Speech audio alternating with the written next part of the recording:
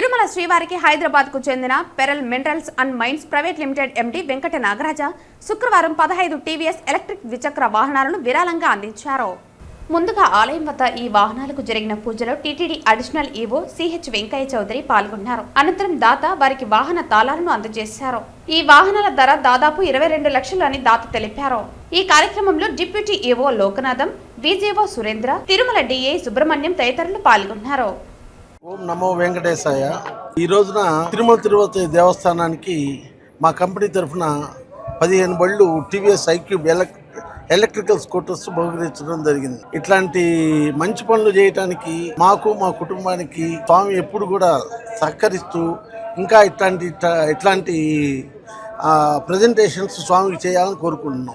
1,62,000 15 బళ్ళు వారు చేసే ప్రతి కార్యక్రమంలో అందరం పాలు పంచుకోవాలని కోరుకుంటున్నాం. భగవంతుని. Pearl mineral and mines private limited Venkata Nagaraja.